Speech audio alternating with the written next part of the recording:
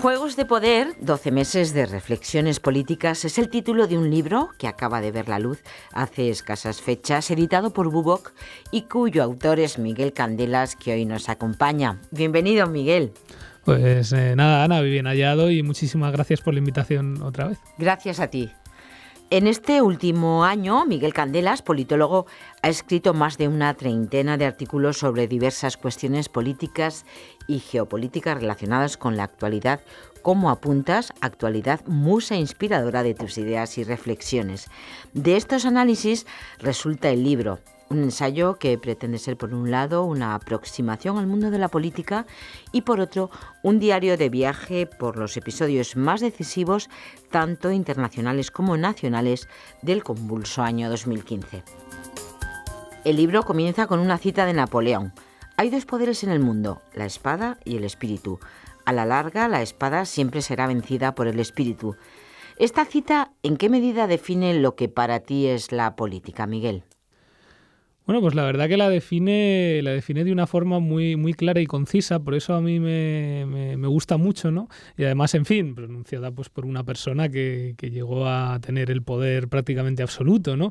Entonces es muy reveladora en ese sentido. Básicamente es un poco el entender que el poder, porque muchas veces, sobre todo en el mundo académico, pero incluso también en los medios de comunicación, bueno, se tiende, digamos, a hacer definiciones demasiado sesudas, demasiado pomposas, y la gente no termina bien de entender qué es la política y en el fondo qué es el poder, ¿no? Que es un poco lo que le da alma a la política. Y digamos esa metáfora entre la espada y el espíritu sintetiza un poco esas dos fuerzas que componen el poder. Es decir, la fuerza, por un lado, y por otro lado la persuasión. Podríamos decir la violencia o la seducción. Después el poder duro, el poder blando. Bueno, los marxistas, por ejemplo, les gusta decir la estructura y la superestructura. Eso, otros autores, pues como digo, soft power o hard power, ¿no? Duro, blando. Son distintas denominaciones, pero que en el fondo hacen referencia a una misma realidad, ¿no? Es decir, para lograr alcanzar el poder, tener el poder sobre otras personas, que en el fondo el poder es la capacidad, ¿no?, de poder hacer que los otros hagan lo que tú quieres o que dejen de hacer lo que tú no quieres, sí, ¿no? Denominación, en definitiva. Se alcanza de estas dos formas. Puede parecer muy maquiavélica la definición, igual muy desnuda, muy descarnada, pero yo creo que en tiempos excesivamente políticamente correctos, donde pues a veces nos envolvemos en alfombras de terciopelo, ¿no?, y olvidamos un poco lo que son las cloacas, ¿no?, del poder, pues no conviene mal recordar al final que el poder descansa sobre estos dos pilares. Podríamos decir, Miguel, que Juegos de Poder es una guía para comprender de forma sencilla el fenómeno de la dominación política en su aspecto global, ya que las fuentes del poder en el siglo XXI continúan siendo esencialmente las mismas que en el pasado, no se han modificado sustancialmente. El libro, para los oyentes y para que lo sepan ya, está estructurado en 4 partes. En la primera recopilas artículos, y corrígeme si no es así, sobre teoría política, con los que quieres profundizar en los fundamentos del poder, el origen del poder en la antigüedad, la política en el reino animal, las estrategias de propaganda, la religión en la política. Háblanos un poco de esta primera parte. Sí, pues esta primera parte, curiosamente, es la última que escribí, ¿no? Un poco como eso que se dice, ¿no?, que lo último que se le pone al libro es el título, ¿no? Pues un poco pasó con eso, ¿no? Yo, como bien has comentado, ¿no?, este libro es una recopilación de artículos de actualidad nacional e internacional que yo fui escribiendo durante todo el año pasado, ¿no?, de enero a diciembre, aprovechando, como bien decías, ¿no?, esa actualidad como la musa un poco inspiradora de mis ideas. Y claro, cuando me acercaba a diciembre, ¿no?, y estaba recopilando los artículos, me di cuenta de que le faltaba una parte teórica, ¿no? Y entonces dije, pues mira, estaría bien complementarlo con 2-3 artículos, ¿no?, explicando un poco aspectos teóricos de una manera muy divulgativa, de una manera muy didáctica, muy accesible, ¿no?, pero para que antes, digamos, de adentrarse en la lectura de todos pues esos acontecimientos nacionales e internacionales que nos han bombardeado, ¿no?, durante ese año que ha sido tan fecundo, ¿no?, en temas políticos, pues por lo menos tener una pequeña guía pues para entender eso brevemente, como tú bien has abierto, ¿no?, cuáles son los fundamentos del poder. Hay uno de esos primeros artículos, el primero, ¿no? El que abre el libro, que lo llamo Los tres dioses del triángulo del poder político, ¿no? Explico cómo el poder político, ya no solo el poder, sino el poder político expresamente sería como un triángulo, ¿no?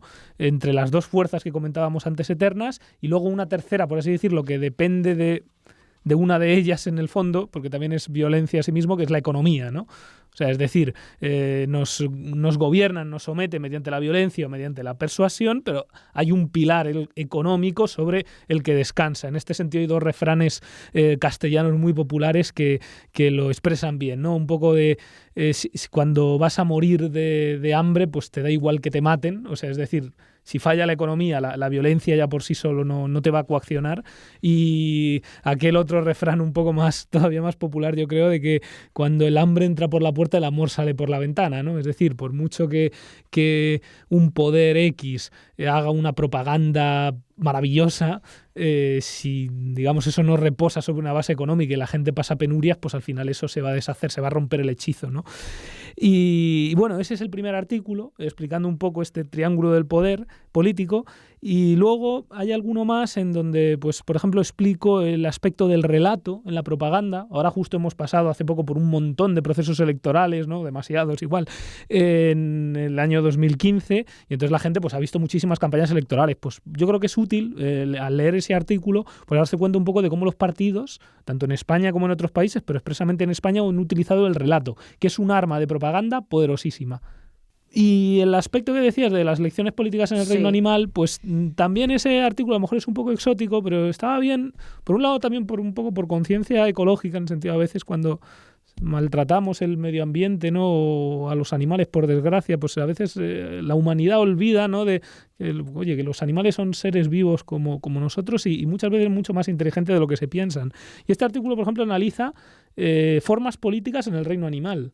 Sí. Que no se conocen, pero que muchos de especies, especialmente mamíferos, pero no solo mamíferos, pues se han organizado también políticamente y han dado lugar a una diversidad ideológica. Bueno, decíamos que el libro está estructurado en 4 partes. La segunda, bajo el epígrafe Orbis Mundi, recoge los artículos sobre política internacional en este caso, como el conflicto de Oriente Medio, la guerra de Siria, la crisis de Corea, estamos nombrando algunos, ¿no? Fundamentalismo religioso, política europea, política en Líbano, entre otros, en Rusia, en Turquía, Grecia, etcétera. ¿Qué destacarías de este bloque internacional? Bueno, pues básicamente que el año 2015, o sea, si a nivel nacional ha sido muy convulso, a nivel internacional ya, en fin, ni te cuento, ¿no? Especialmente la mayoría de los artículos, yo creo que por lo menos el 50% de ellos se centran en Oriente Medio, porque, bueno, ha sido la región que más se ha visto sacudida, ¿no? Desde la emergencia del Estado Islámico, en fin, el recrudecimiento de la guerra de Siria, ¿no? Que parece una guerra que, en fin, que por desgracia pues parece que no ve el fin, aunque ahora parece que se abre alguna pequeña puerta a la esperanza, pero vamos, es un conflicto de todas maneras, además que ha reconfigurado, ¿no? Lo que es toda la zona de Oriente Medio, porque es un conflicto civil, pero en el que, en fin, están involucradas pues tanto en un bando como de otro, como en neutrales muchísimas potencias, ¿no? Desde Arabia Saudí, Turquía pues apoyando a los rebeldes islamistas, Rusia e Irán apoyando al gobierno laico de Bashar al-Assad, luego los países occidentales también que primero apoyaron a los rebeldes y ahora parece que están cambiando un poco, ¿no? Y rehabilitando, digamos, al gobierno sirio. Bueno, en fin, es una guerra, por desgracia, muy cruda, pero que nos deja muchas lecciones geopolíticas. Y entonces, por eso el conflicto de Oriente Medio es muy importante. Y luego también hay aspectos, como decías tú, sobre el Líbano, por ejemplo, otro artículo, ¿no? Porque es un país clave ahí, es un estado tapón, pero donde conviven pues 18 sectas religiosas, ¿no? Y tienen que armonizarse todas en un país, cristianos, maronitas, ortodoxos, musulmanes suníes, musulmanes chiíes, drusos, en fin, es un mosaico interesantísimo. El Líbano, por ejemplo, y parece importante escribir sobre ello. Luego Corea, como bien dices, es un conflicto que está latente, pero que de vez en cuando emerge.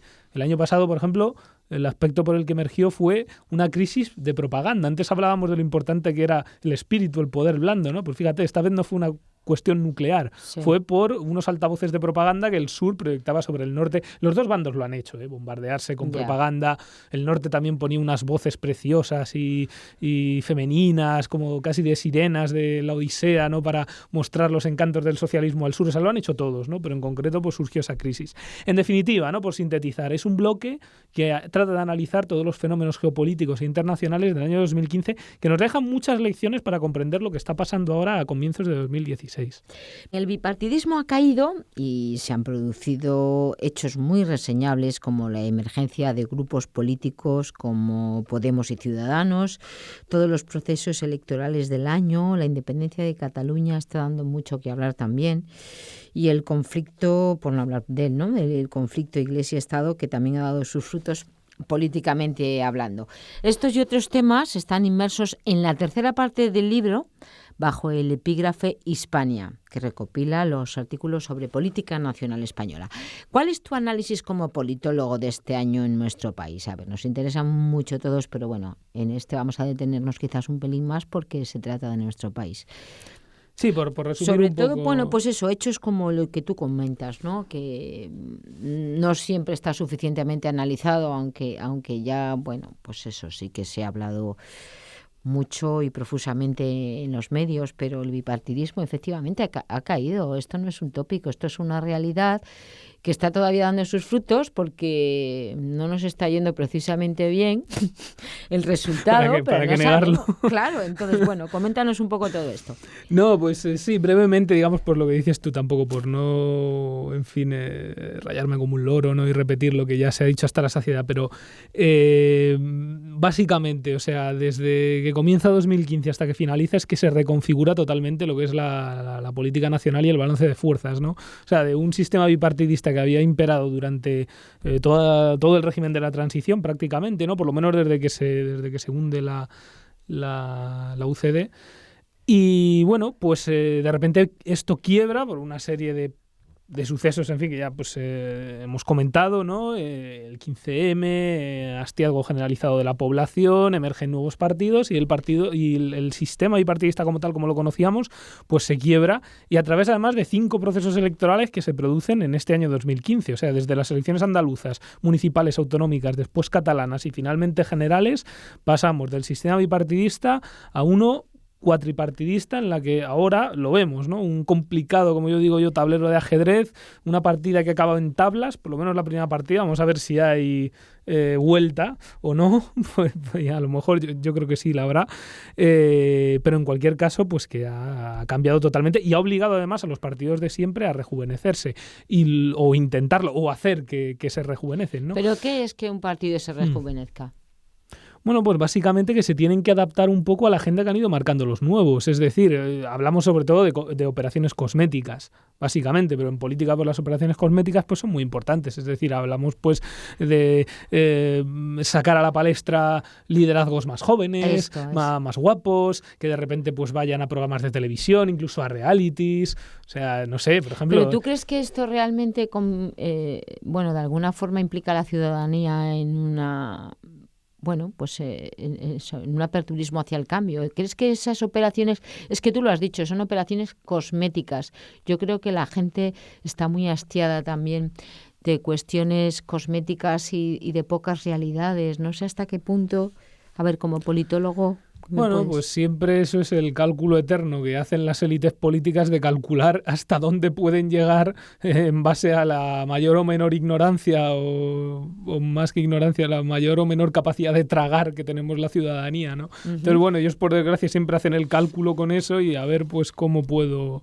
a ver hasta dónde puedo llegar, ¿no? Y que... De momento, pues parece que con las operaciones cosméticas, pues bueno, a la raíz de la participación enorme que hubo en las pasadas elecciones, pues bueno, parece que les vio bien. Ahora a ver qué pasa en esta, porque por ejemplo, si hay repetición de elecciones que la gente no quiere, porque está harta de votar y aparte por el coste económico, ¿no?, que suponen unas nuevas elecciones, lo que está claro es que el partido sobre el que recaigan las culpas de ir a unas nuevas elecciones es el que se va a pegar el batacazo. Por eso ahora es curioso, porque todos los partidos saben que vamos a ir a unas elecciones, pero están todos intentando, por así decirlo, mostrar que ellos quieren negociar a toda costa y que es el rival el culpable. Lo que está claro es que eso, a quien identifique a la población como el culpable de ir a unas nuevas elecciones va a ser el que lo pague, pero sin embargo todos quieren ir a unas nuevas elecciones. Bueno, todos, por lo menos 3 de ellos. Sí, hay otro capítulo en el que dices, en el que titulas Pisando el rabo del león independentista en Cataluña. ¿A qué te refieres en este capítulo? Sí, bueno, pues con esa metáfora, ¿no? Quiero analizar un poco lo que ha sucedido en Cataluña, porque la gente pues le ha llegado a sorprender, ¿no? Como en 5 años de repente, pues una comunidad autónoma en la que, bueno, había un cierto porcentaje de independentistas, pero pequeño, ¿no? De repente, pues el 50% de la población o casi se vuelve independentista y emerge este proceso. Distintos actores, por un lado, pues desde el propio gobierno de la Generalitat para intentar tapar sus propios casos de corrupción y su propia basura, ¿no? Por otro lado, pues un gran movimiento ciudadano que emerge de la sociedad civil. Por otro lado, la contraparte, ¿no? Digamos que desde España, ciertos partidos como Podemos o incluso el PSC en cierta medida, ¿no? Que se encuentran un poco en tierra de nadie ahí ante el choque de trenes, ¿no? En fin, es un mosaico muy complicado el catalán del que además se extraen lecciones importantes y bueno, me parecía un poco interesante en ese artículo contar qué es lo que ha pasado. O sea, desde el año 2006, que es cuando se produce toda la polémica del estatut y tal, que yo creo que es cuando arranca este tema, ¿no? Hasta la actualidad, o sea, 8 o 9 años prácticamente que han pasado, un poco qué es lo que ha sucedido, ¿no? Es decir, cómo se ha llegado a eso, evidentemente bajo mi humilde punto de vista y que evidentemente pues se puede estar o no de acuerdo, claro. En este bloque, en el que aglutinas artículos relacionados con nuestro país, Hispania, ¿has dedicado algún artículo a la Iglesia y su influencia en el sistema educativo español? Un tema, por otro lado, que también genera de hecho un encendido debate entre los que opinan que la enseñanza de la religión debe enfocarse desde una posición laica. Sí, justamente hay dos artículos sobre este tema, uno en el bloque internacional, pero ahora expresamente que estamos con el bloque de política española hay uno, ¿no? En el que sí que analizo la cuestión. Yo siempre me he interesado mucho sobre los temas de laicismo y de historia de las religiones, ¿no? Un poco como, claro, la modernidad pues quiebra la hegemonía que tienen las religiones en la que tenían en la sociedad, ¿no? Pero como desde entonces se genera una tensión. Y en un país como España, ¿no? Que además hemos tenido muchos años de nacionalcatolicismo, pues se vive mucho esta tensión, ¿no? El tema de la religión en la escuela, por ejemplo, en Francia pues es un debate superadísimo, ¿no? Bueno, no sé, no estoy muy seguro. Con Sarkozy hubo un cierto retroceso, pero bueno, en cierto modo se puede decir que sí, hasta cierto punto está superado. En España no, desde luego. Y bueno, y es una controversia que siempre, o sea, cuando hay debates sobre reformas educativas, las distintas leyes de educación que se han hecho, es un tema que siempre sale, el de más religión o menos religión en la escuela, es un tema además que divide mucho a la derecha y a la izquierda, ¿no? Y bueno, pues demuestra un balance de fuerzas que aún, pues, por ejemplo, la Iglesia Católica tiene en este país. Luego es curioso con, digamos, las nuevas religiones que van llegando como producto de la inmigración, que también entran dentro de este mosaico, ¿no? Y bueno, pues como pues ahora pues también se plantea la enseñanza de religión musulmana en la escuela o de religión judía, y claro, pues los sectores laicos pues consideran eso pues como un ataque, ¿no? a los principios laicos de la modernidad. Y bueno, pues en ese complejo puzzle también me interesaba analizarlo, y bueno, y tampoco quiero engañar a nadie, o sea, yo me considero una persona laicista, o sea, tomo partido, ¿no? Evidentemente, pero en cualquier caso, aunque sea bajo mi punto de vista, creo que por lo menos es interesante, se esté de un lado, se esté de otro, se tenga una opinión más o menos escorada hacia uno de los extremos, es importante por lo menos señalar este debate, ¿no? Porque es un debate político que interesa y que va a estar ahí y va a seguir estando. Os recordamos que estamos charlando sobre el libro Juegos de Poder, 12 meses de reflexiones políticas, el título de un libro que acaba de ver la luz hace escasas fechas, editado por Bubok y cuyo autor es Miguel Candelas, politólogo que hoy nos acompaña.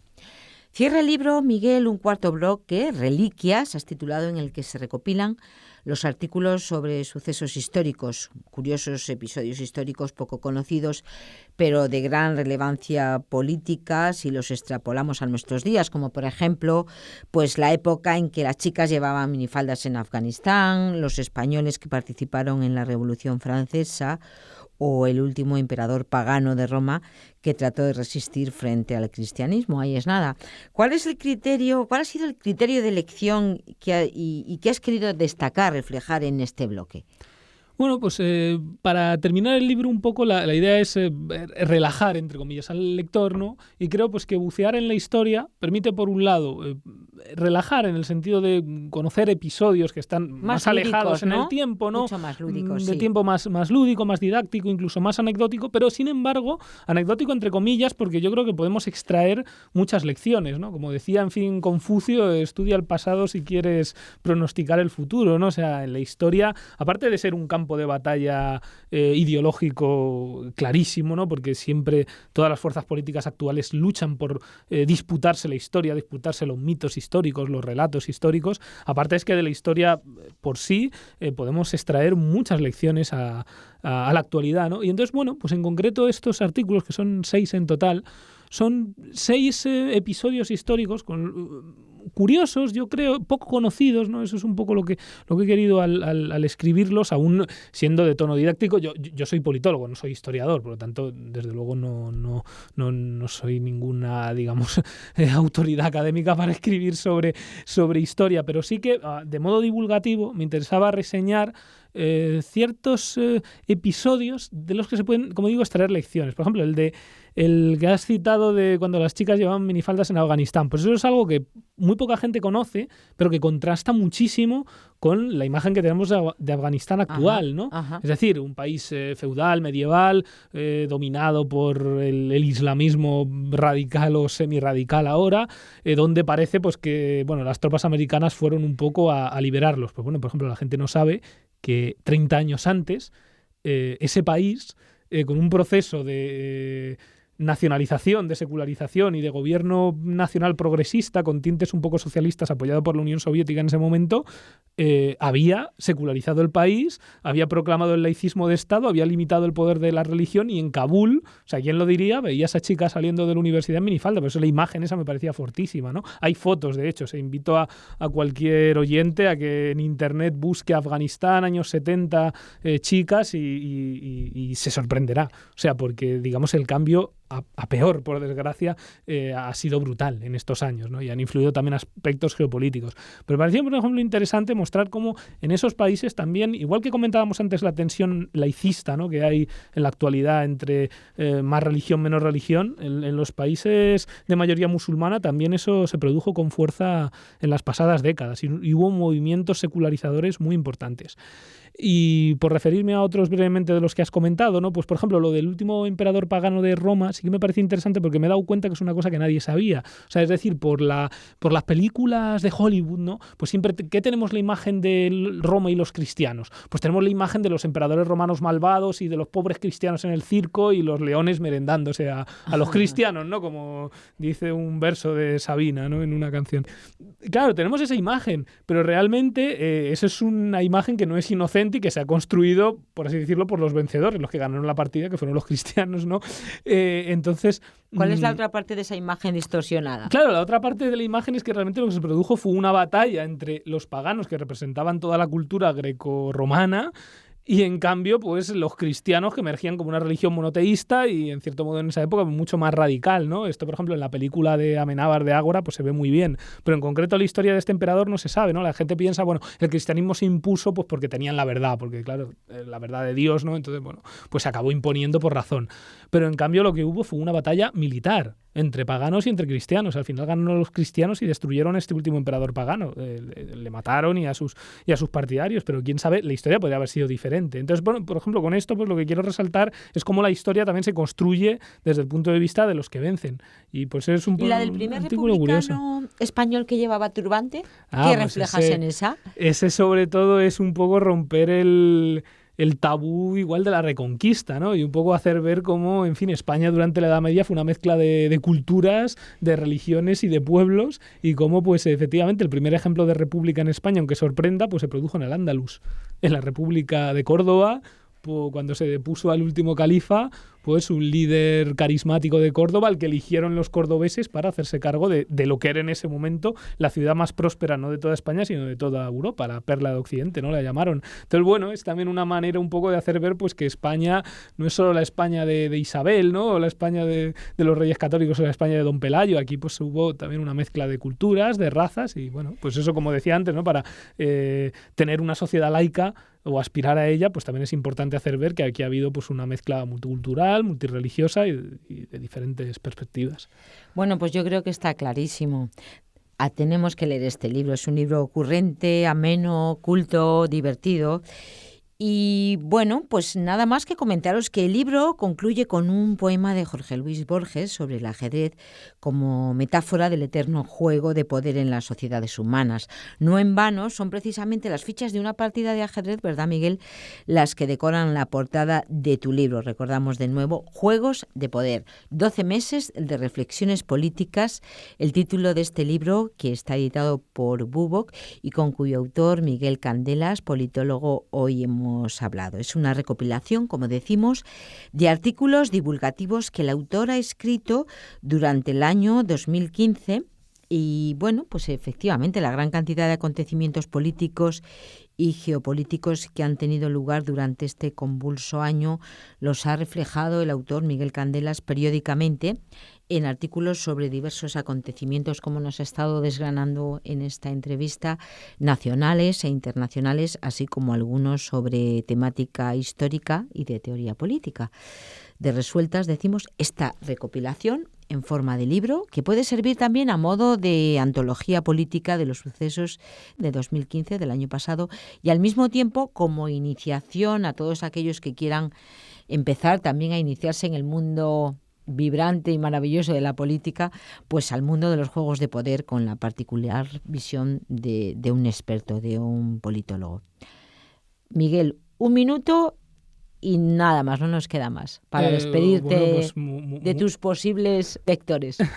Pues bueno, muchísimas gracias nuevamente a vosotros por la invitación. En fin, ha sido un placer tener la oportunidad de presentar mi libro en esta casa. Y nada, pues brevemente un poco, o sea, creo que has sintetizado muy bien lo que es la idea que he querido mostrar, ¿no? Un poco la conclusión final sería un poco que los oyentes, ¿no?, que quieran aproximarse a este humilde libro, pues que piensen que la idea es un poco quedarse con que el poder, los mecanismos de poder, las relaciones de poder, los juegos de poder, ¿no?, como yo digo, que no han cambiado tanto desde que surgieron las primeras civilizaciones, ¿no?, cuando surgen los poderes estructurados, hasta la actualidad. Es decir, que las cortes modernas, entre comillas, no son tan diferentes de las cortes antiguas. Ahora a lo mejor no matas físicamente a tu rival político, pero esos juegos de poder hasta cierto punto maquiavélicos siguen existiendo, y es importante entender esta visión a lo mejor un poco, como digo, desnuda, escarnada y maquiavélica del poder,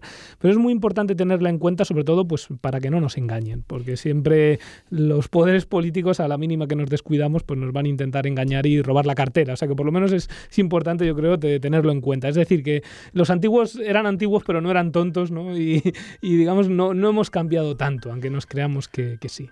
Muy bien, pues una reflexión muy gráfica para poner punto final a este espacio. Muchas gracias y éxito con este libro y con todas tus obras. Muchísimas gracias a vosotros, un placer.